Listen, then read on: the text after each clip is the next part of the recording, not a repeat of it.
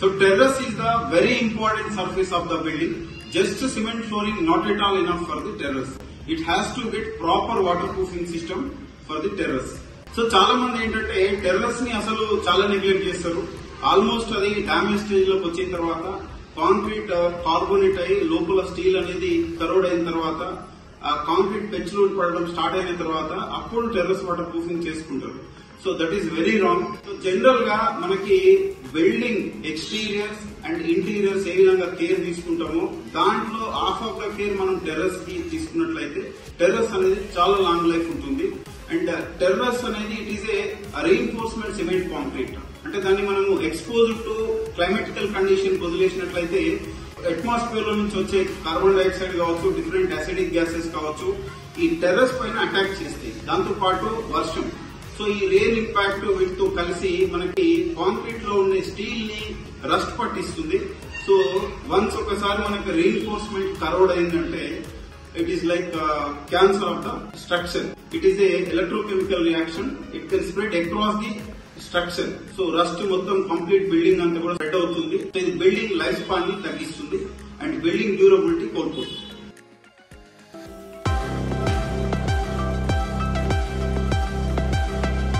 Fosroc Brush Bond Roof Guard. It is a single component ready to use elastomeric waterproofing system with high build fiber reinforced coating for slab. ముందుగా slab లో వచ్చిన cracks ని Fosroc Nitoseal PU sealant తో seal చేసుకోవాలి. ఇది cracks ని +- 50% moment accommodate చేస్తుంది.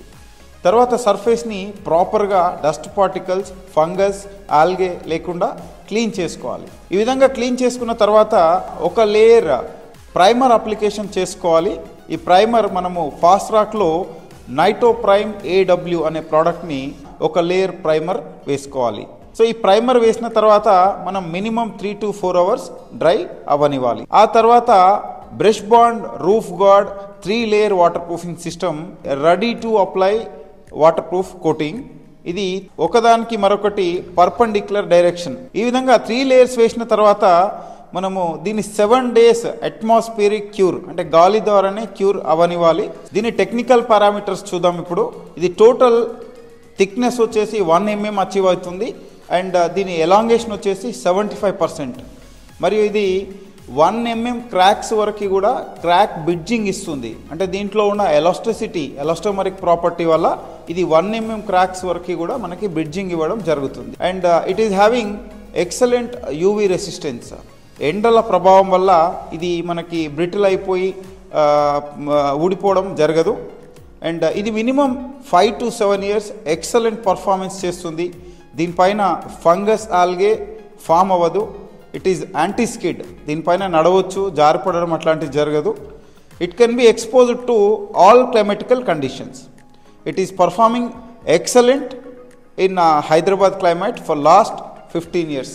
So ఇది ఒక 1000 square feet ఏరియాకి ఒక 5 buckets రూఫ్ గార్డ్ మనం తీసుకున్నట్లయితే అండ్ 10 liters నైటోప్రైమ్ AW ప్రైమర్ తీసుకున్నట్లయితే 1000 square feet ఏరియాకి మనం కవర్ చేయొచ్చు విత్ 1 mm థిక్నెస్ అనేది ఫామ్ అవుతుంది.